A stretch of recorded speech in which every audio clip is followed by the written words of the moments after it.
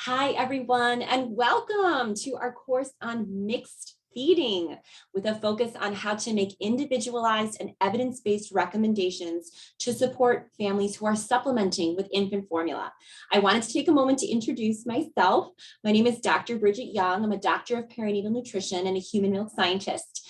I run a research lab at the University of Rochester studying human milk composition with a focus on bioactive components of milk that can have programming effects on the recipient infant. As part of my studies into human milk, I also work with infants experiencing formula tolerance issues. And it was that work that really pushed me to found Baby Formula Expert, which I did so, over 8 years ago now.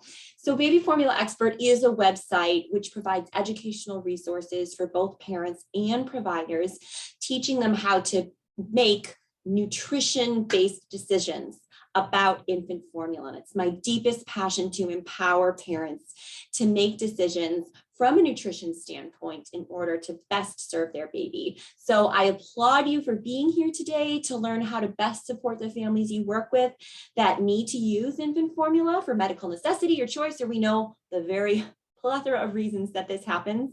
And I'm really excited to dive into this with you. So let's get started.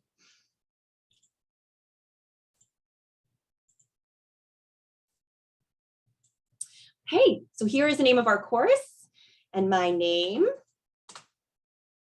We'll start with some disclosures. Well, the picture on the right is not a disclosure. That's a picture of me playing with human milk in my lab.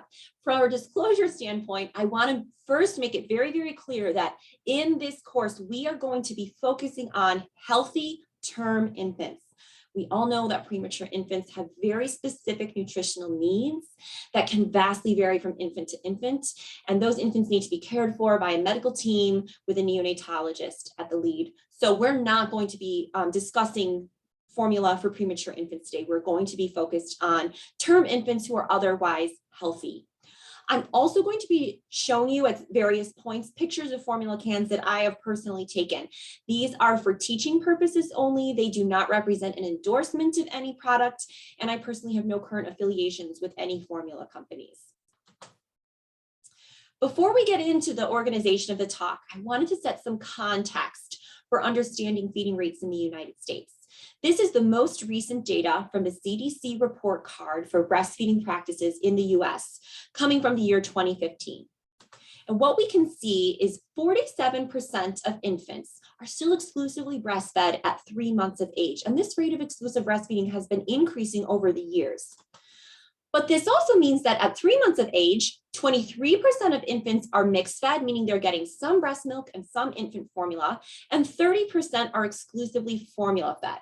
So actually at 3 months, the majority of infants are receiving at least some infant formula, and this percentage just continues to increase as we move on towards 6 months of age.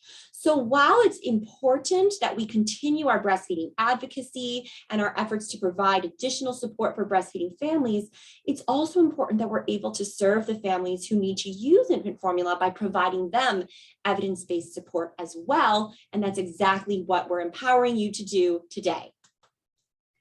Here is how the rest of the course is going to lay out in the various modules that you'll see. We're going to briefly discuss the regulation of infant formula with a focus on how it helps you counsel families. And then we'll discuss formula carbohydrates and fats. And then you see we're going to really spend the bulk of our time talking about infant formula protein.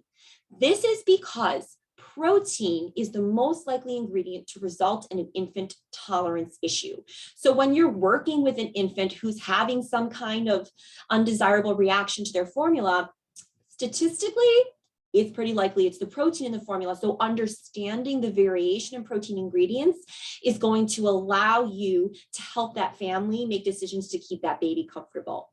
Then we'll also discuss best practices for how to switch formulas or mixed feed to decrease chances of a tolerance issue.